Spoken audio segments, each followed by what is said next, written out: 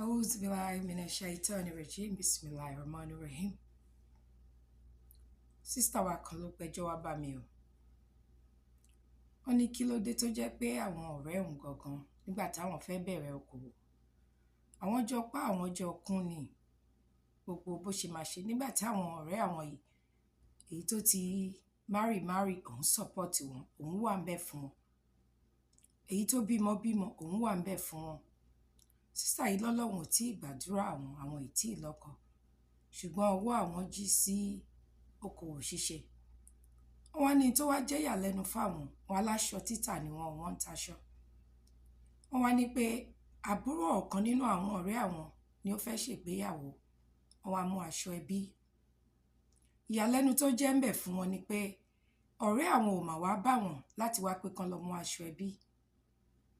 Ìta làwọn ti ń gbọ́ pé ará ìta pátápátá ni wọ́n lọ gbé aṣọ ẹbí yẹn fún contract tó dẹ̀ mọ̀ pé iṣẹ́ táwọn ń ṣe nìyẹn.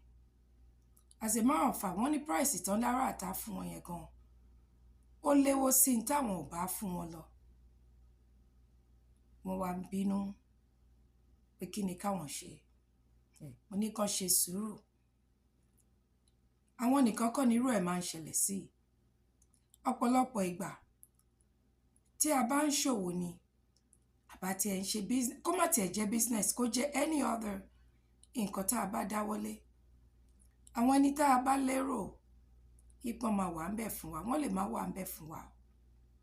A wá lè torí ẹ̀ fi ṣe bínú torí pé béyìí ò ṣe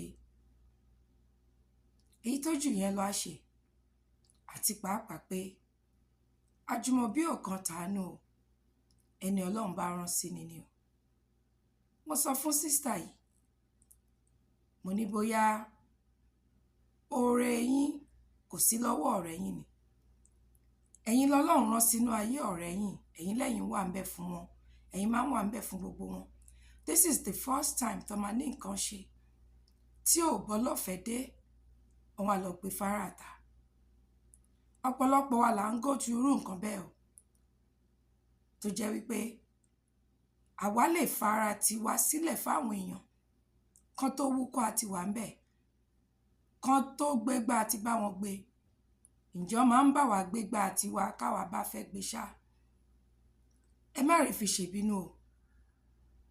Àbínibí kò kan ta ìmọ̀ wá wù. Ẹni Ọlọ́run bá rán sí ni. As long as Ọlọ́run bá ti ń bo àṣírí, ẹ jẹ́ ká gbójú.